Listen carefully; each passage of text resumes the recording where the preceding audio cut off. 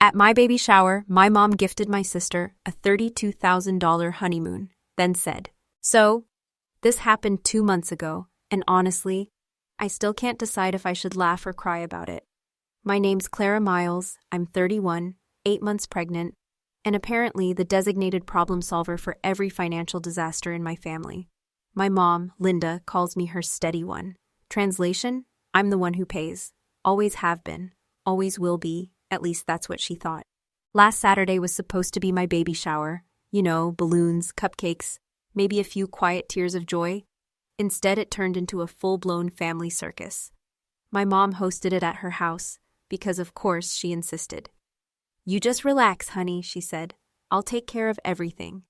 And she did. Too well, actually.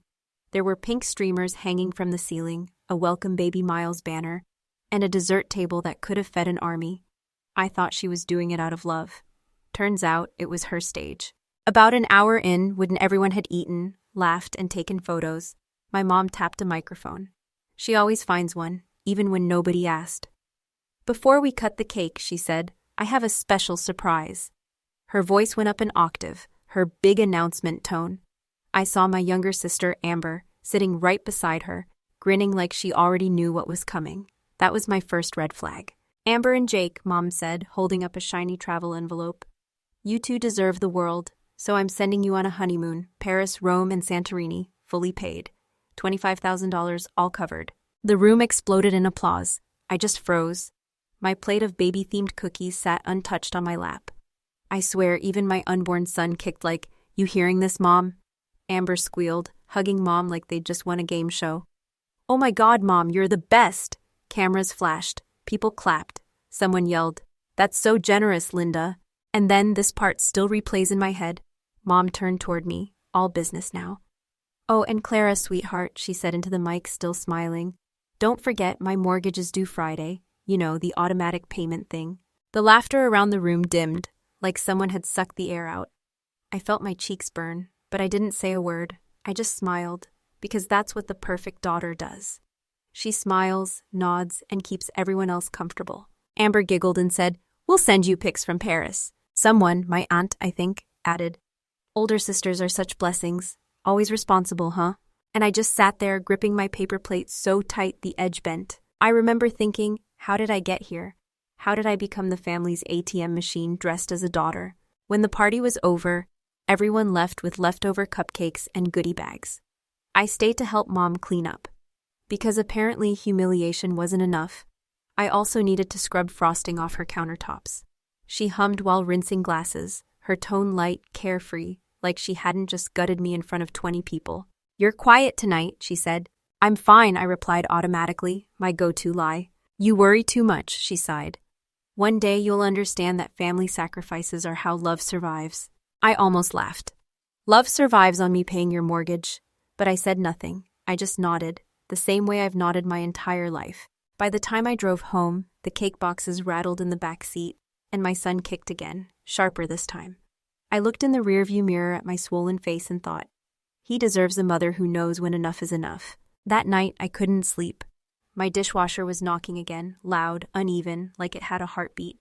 Knock, knock, knock. It sounded like a question. "Are you awake yet, Clara?"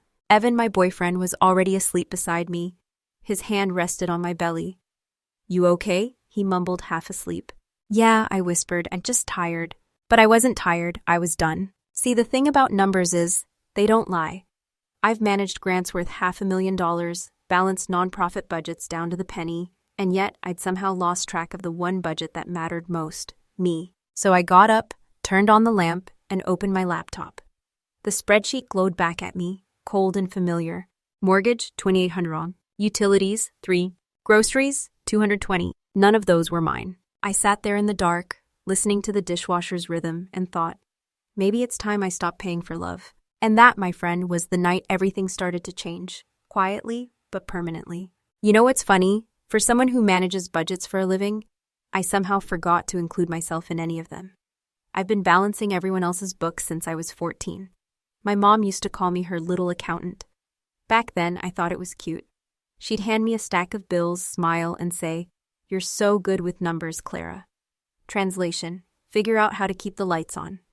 While other kids were learning to parallel park, I was calling customer service, begging them not to cut off our power. I learned to sound calm while asking for extensions, like that was just normal teenage life. By the time I turned 16, I had a part-time job at the local diner, pouring coffee, smiling through grease fumes, and cashing every tip like it was oxygen. Half of that money went straight to Mom's temporary debts. Temporary became permanent. She always promised, just until things get better. Things never did. They just got comfortable for her. When I left for college, she cried at the bus station, said she was proud of me, said she'd figure it out. 2 weeks later, she called to ask if I could help with the water bill just this once. Guess who paid it? Me. Guess how long just this once lasted? 11 years. After graduation, I landed my first real job, junior accountant at a community nonprofit. My paycheck wasn't huge, but I felt rich because I earned it. I was finally breathing. Then Mom's car broke down. Then Amber needed a small loan for beauty school certification. Then the house needed a new roof.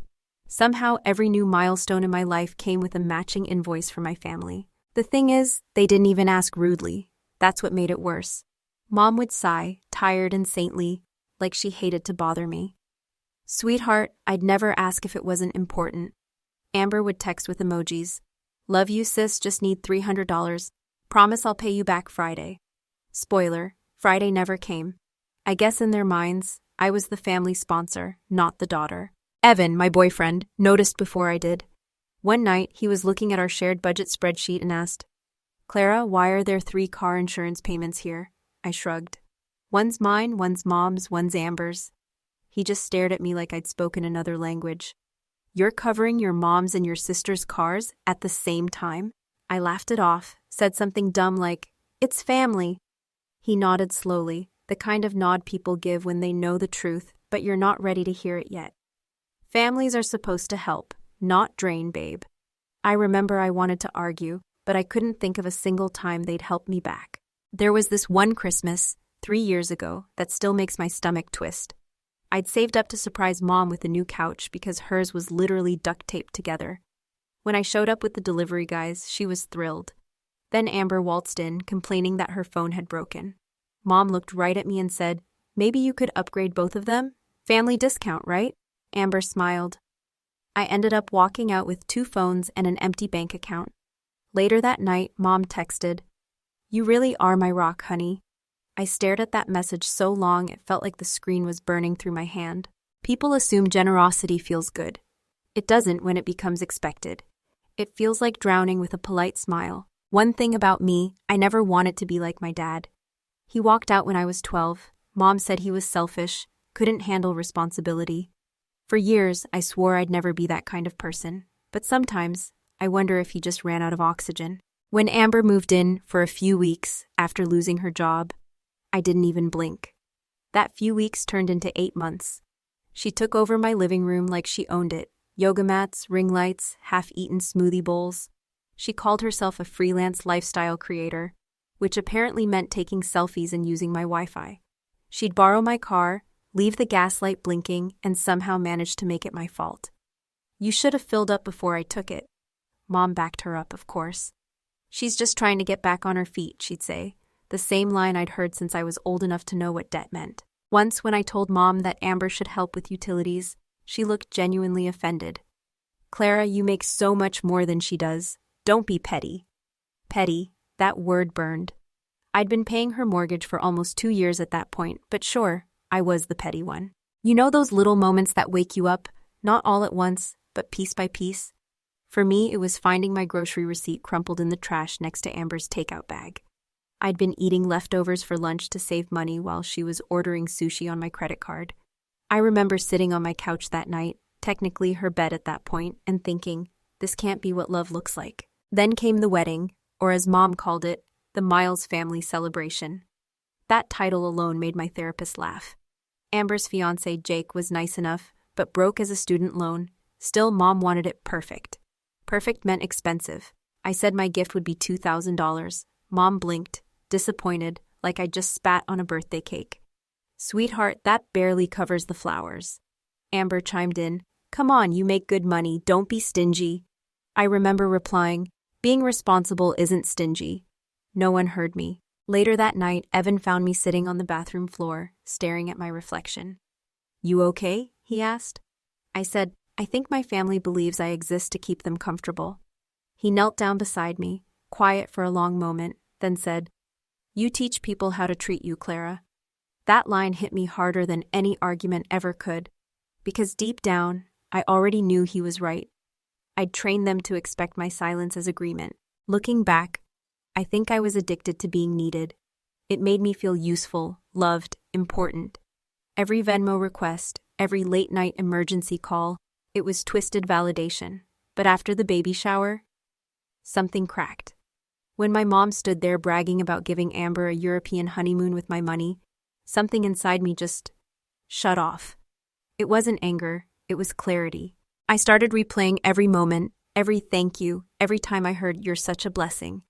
I realized blessings don't come with invoices. That night, after everyone left, I made myself tea in my quiet kitchen. The dishwasher was still knocking, same rhythm as always. But this time, it didn't sound like a question. It sounded like a countdown. 3 days. That's how long it took me to decide. 3 days to look at every autopay, every transaction, and realize I'd been financing my own exhaustion. 3 days to finally say the one word my family had never heard from me: no. But before I said it out loud, I did what I do best. I made a plan. And when I say plan, I mean color-coded tabs, labeled folders, the whole thing. Because if I was going to stop being the family accountant, I was damn well going to do it in perfect order. 3 days after the baby shower, I sat at my kitchen table staring at my laptop like it was a bomb I had to defuse. My spreadsheets were open, color-coded tabs blinking back at me. Mortgage, utilities, car payments, none of them mine. Every line was another reminder of how much I'd given away just to keep the peace. You know that moment when you realize the peace you're protecting is just silence that benefits everyone but you? Yeah, that's where I was. It was midnight, the kind of silence that makes you hear your own heartbeat. Evan was asleep on the couch, snoring softly, and the dishwasher was running again, knock, knock, knock. I swear that thing has better timing than a therapist. I looked at it and whispered, "All right, I'm awake now." Then I did it. I opened the banking app, scrolled to recurring payments, and saw Mom's name right there, Linda Miles, mortgage, $2,800. My finger hovered over the cancel button like it was a sin. For a second, I saw her face in my head, the way she smiled when she got her nails done, the way she always said, "Family sticks together." Then I remembered her voice on the mic at my baby shower. "Don't forget, mortgage due Friday." My thumb hit cancel. One click. Just like that. 10 years of guilt, gone in a digital blink. I didn't cry. I thought I would, but all I felt was relief, like taking off shoes 2 sizes too small. Then I went further. Electricity canceled. Car insurance canceled. Internet canceled. I even deleted my saved card info from her Amazon account. Don't ask me how I knew she had it saved. Let's just say a mysterious order of 16 candles once showed up at her house, and I hadn't lit a single one. Next, I drafted an email, subject line, boundaries, plus 90-day transition plan. I wrote it like I was writing a business memo, clear, calm, factual, no anger, no guilt, just lines like, "Starting this month, I'll no longer be contributing to household bills. I've set aside a final 3 months of assistance so you can make necessary adjustments. After that, I'll be focusing entirely on my new family and baby." I reread it twice, made sure it sounded respectful but final. Then I hit send. The next morning, my phone blew up before I even finished my cereal. First call, Mom. Second, Amber. Third, Mom again. I didn't answer any of them. By noon, the texts started coming in. Mom, "Clara, what's this email? Are you serious?" Amber, "Wait, so you're cutting us off? Lol, what?" Mom, "We can talk about this, right? This is just hormones. I get it." Amber, "You're literally rich. Chill." Rich. That one word made me laugh so hard I almost choked. I'm not rich. I just don't buy things I can't afford. Apparently, that's a foreign concept in our family. By evening, Mom showed up at my door. No call, no warning, just 3 sharp knocks that felt like they came straight from the dishwasher's ghost. I opened the door, and there she was. Hair perfect, lipstick flawless, expression tight. She had that, "I'm about to guilt trip you into submission" look. "Hi, Mom," I said. "Don't hi, Mom me," she snapped. "What's this nonsense about canceling payments? Are you trying to embarrass me? The bank called." I kept my voice calm. No, Mom, I'm trying to stop being your safety net. Safety net? She scoffed. You think I need you? I tilted my head. Then you'll be fine. She froze. For the first time in my life, I think she didn't have a script ready. Usually I'd fill the silence, apologize, explain, backpedal. Not this time. I just stood there, one hand on my belly, steady as hell. Her tone softened, the guilt trip loading. Clara, honey, this isn't you. You've always been the responsible one. Don't ruin everything now. Mom, I said quietly. You're right. I've always been responsible, for everyone. That's what I'm ruining. She blinked like she didn't understand English for a second. Then came the tears. Not sobbing, just that dramatic single tear that should have won her an Oscar. After everything I've done for you, I smiled politely. Yeah, Mom, after everything you've done for me. She turned and left without another word. I shut the door, locked it, and for the first time in years, it felt like my house actually belonged to me. Of course, it didn't end there. Amber posted something on Facebook that night, one of those vague, passive-aggressive posts. Some people forget who raised them once they get a little money. Her friends flooded the comments with, "You're better off without toxic people," and "Stay strong, Queen." I didn't reply, but I'll admit I screenshotted it, for tax purposes. Emotional tax. The next morning, my aunt called, then my cousin, then even my mom's neighbor, bless her nosy heart. Everyone had an opinion. Family should stick together. Money comes and goes, blood doesn't. You can't turn your back on your own mother. Funny how none of them offered to pay that mortgage, though. Evan found me scrolling through the messages, jaw clenched. You okay? He asked. I showed him my phone. Apparently, I'm the villain now. He shrugged. Villains sleep better. That line made me laugh for the first time in days. It also made me realize something. I wasn't the villain. I was just done auditioning for the role of the hero in someone else's story. Later that week, I got a call from the bank manager, Mr. Johnson, this sweet older guy with a voice like molasses. Miss Miles, he said gently, we noticed you removed your name from the co-signed mortgage. Just confirming that was intentional. Yes, sir, I said. He paused, almost fatherly. That's a big step.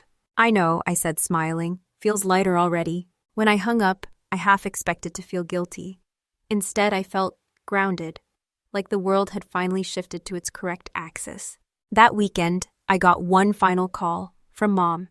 I let it go to voicemail, then listened later while folding baby clothes. Her voice was softer this time, but still laced with that quiet manipulation she wore like perfume. Clara, I don't know what's gotten into you lately, but I hope you remember who's always been there for you. Maybe one day, when you're a mother, you'll understand. Goodbye. I listened twice. The first time, I felt my throat tighten. The second time, I laughed. Because the irony was too much. I was already a mother, and I finally understood exactly what not to be. That night, I sat in the nursery, tiny socks folded in neat pairs, moonlight spilling across the floor, and I realized the quiet wasn't lonely anymore. It was peaceful, real peace. Not the kind you buy with guilt payments or fake smiles. The dishwasher started its usual rhythm again. Knock, knock, knock. But this time, it didn't sound like a question. It sounded like applause. After the email, the phone calls, the Facebook drama, the tears, everything, the world finally went quiet. And for the first time in my life, I didn't rush to fill that silence. No, I'm sorry, no long explanations, no late-night Venmo transfers to make things better. Just quiet. I used to think silence meant something was wrong. Now it felt like oxygen. A week after Mom's meltdown, the baby came early. 48 hours of contractions, bad hospital coffee, and Evan holding my hand like it was the only thing keeping me from drifting off the planet. When they placed my son on my chest, everything else, the bills, the guilt, the family noise, just faded. He looked up at me with those squinty newborn eyes, and I swear I heard the universe whisper, "You did it. You made it out." Mom didn't show up at the hospital. I wasn't surprised. Amber texted once, "Mom's really upset. You should call her." I didn't. Evan's parents drove 4 hours just to bring lasagna and a bassinet that actually worked. I cried over lasagna that night, not because I was sad, because for the first time, help didn't come with an invoice. Weeks went by. My phone stayed mostly quiet except for the occasional guilt grenade from Mom. "Hope you're okay. I'm praying for you." Translation, "Are you ready to start paying again?" I stopped replying. I learned that scene is also an answer. One afternoon, I ran into Irene, our old property manager, at the grocery store. She looked at me, then the baby, and smiled. So you finally stopped paying their mortgage, huh? I blinked. You knew? She laughed, tossing cereal boxes into her cart. Honey, I've known for years. Every time your mom was late, you were the one who fixed it. Don't feel bad. You're not cruel, you're just ending a subsidy. I laughed so hard people stared. She winked and added, Freedom looks good on you, kid. But silence isn't a fairy tale. It has ghosts. Some nights, I'd rock the baby to sleep and still hear Mom's voice in my head. Family sticks together, then I'd whisper back. They do, just not at my expense. 3 months in, the ripple effect started. Aunt Judy called, the unofficial family gossip line, to check in. She said, Your mother's been struggling with the payments. Maybe you could step in, just until she gets stable. I said, She's been getting stable for 15 years. There was a long pause. Then she said softly, You sound just like your father. Funny thing is, that used to be an insult. This time, it felt like a compliment. Meanwhile, Amber's social media pity tour was in full swing. Pictures of her new life journey, captions like, Some people only love you when you're useful. I scrolled, shook my head, and closed the app. My therapist, yeah, I finally got one, calls it detaching with love. I call it not taking the bait. Financially, things started evening out fast. I had money and savings again. Evan and I actually talked about a future that didn't include rescuing anyone. He joked about taking our honeymoon. Maybe not Europe, but hey, Nashville's got music and barbecue. We laughed, and it felt real, not performative. Then one Friday morning, my mom's number popped up again. I almost ignored it, but answered out of habit. Her voice was small. Clara, the bank sent another notice. I can't make the payment this month. For a moment, the old reflex kicked in. The urge to fix, to rescue, to hold her broken world together. Then I looked at my son playing with a rattle and said calmly, I'm sorry, Mom. I can't help with that anymore. She sighed, long, dramatic, like the weight of the world had landed squarely on her shoulders. I don't know who you are anymore. I smiled a little. I finally do. After that, she stopped calling. The silence that followed wasn't peaceful at first. It was heavy, like the quiet after a storm, when you're not sure if it's really over, but slowly it changed. I stopped checking my phone every morning. I stopped expecting apologies that would never come. I learned that healing isn't loud. It's in the small, boring moments. Folding laundry without resentment, drinking coffee that's still hot, breathing without guilt. Sometimes, though, justice sneaks up in funny ways. About a month later, I got a letter from the mortgage company addressed to co-applicant Clara Miles. I opened it out of curiosity. It was a simple update. Loan restructured. Primary applicant assumes full responsibility. No apology, no grand reconciliation. Just paperwork confirming what my heart already knew. They'd figured it out without me. Evan framed that letter like it was a diploma. Proof you graduated from the University of Enabling, he joked. We hung it in the home office next to the baby's ultrasound photo. I still laugh every time I see it. Life got quiet in a different way after that. Peaceful, steady, like background music you finally notice after years of static. My world got smaller and better. A few friends drifted away, mostly the ones who thrived on drama. New ones came in, the kind who brought diapers instead of opinions. And then, one afternoon, while folding tiny onesies, I realized something wild. My mom's silence had become her own sentence. She wanted me to feel punished, but really, she was the one serving time, locked inside a world where love equals control and money equals worth. I'd stepped out of it, and the air was cleaner here. So when people ask if I miss her, I tell the truth. Sometimes. Because she's still my mom, and memory doesn't vanish with boundaries. But I don't miss the version of me that needed her approval. That girl's gone.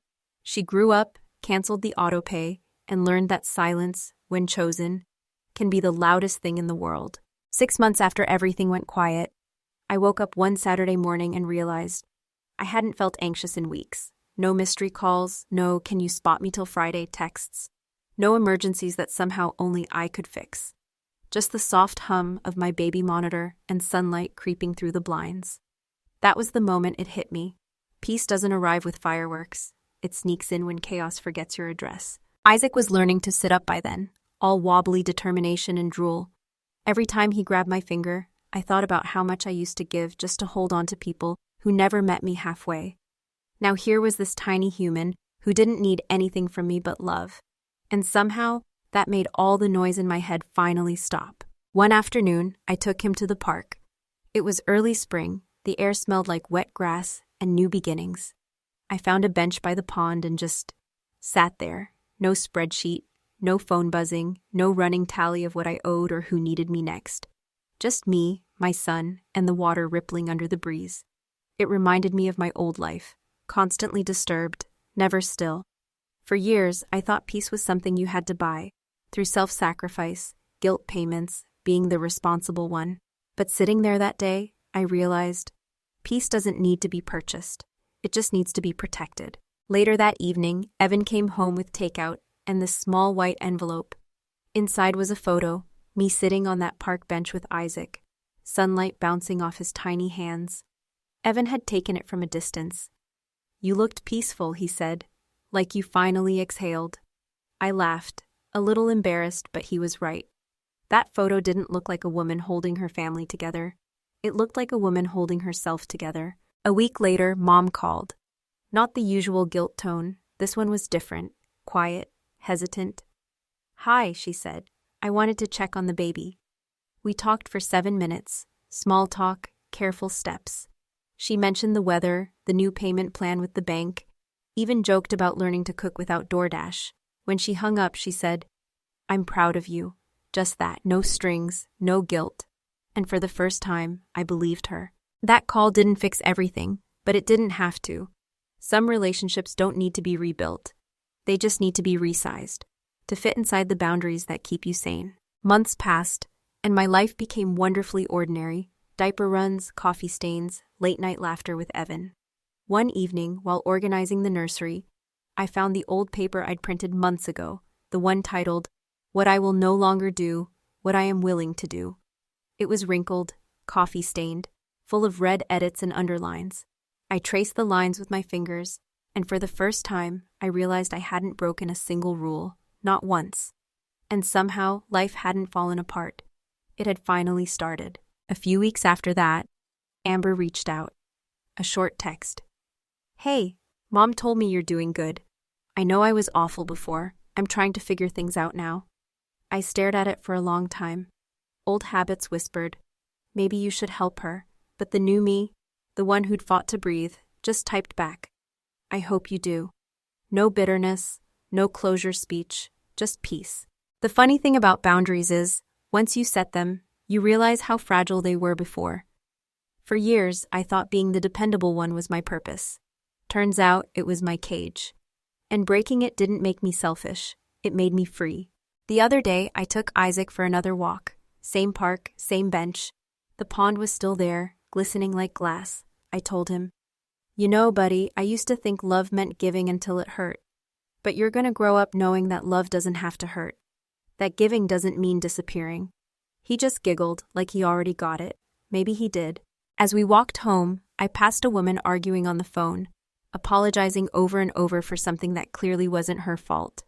Her voice cracked, and I saw my old self in her.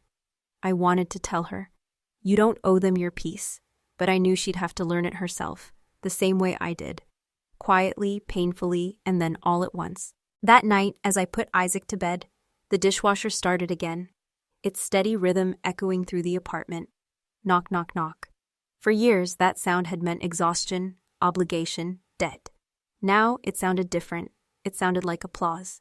I stood there in the doorway, watching my son sleep, his tiny chest rising and falling, and I thought about how everything had come full circle. I'd spent my life being their bank, their foundation, their constant safety line. But now, I was something stronger. I wasn't the reservoir anymore. I was the dam that stopped the flood. And behind that dam, my own life was finally filling up. Steady, clear, and entirely mine. In the end, I realized something I wish I'd known years ago. Peace doesn't always come wrapped in forgiveness or closure. Sometimes it comes in silence. The kind you choose, not the kind that's forced on you. I used to think family meant sacrificing yourself to keep everyone else comfortable. But the truth is, love without respect is just control dressed up as duty. You can care deeply and still say no. You can walk away without hating anyone, just finally loving yourself enough to stop bleeding for people who call it devotion. It's funny how, when you stop rescuing others, they eventually learn to swim. My mom did, my sister did. And maybe in her own way, so did I, because strength isn't about how much you can carry. It's about knowing when to put the weight down. Like my dad used to say, even a good horse gets tired if you never let it rest. Turns out he was right. So if you're listening and you're stuck in a cycle of giving until you disappear, pause, take a breath. You're not selfish for buying peace. You're human for needing it. And sometimes the bravest thing you can do is stop answering calls that only bring noise. They say, what goes around comes around. And maybe that's true, but only if you keep walking your circle, break it, step out, start living on your own terms. If this story spoke to you, share your thoughts in the comments. Maybe you faced something similar. I'd love to hear your version. Don't forget to like, subscribe, and stay with us for more real stories that remind us all. Healing isn't loud, but it's powerful. Wishing you quiet strength, gentle mornings, and the kind of peace that doesn't need permission.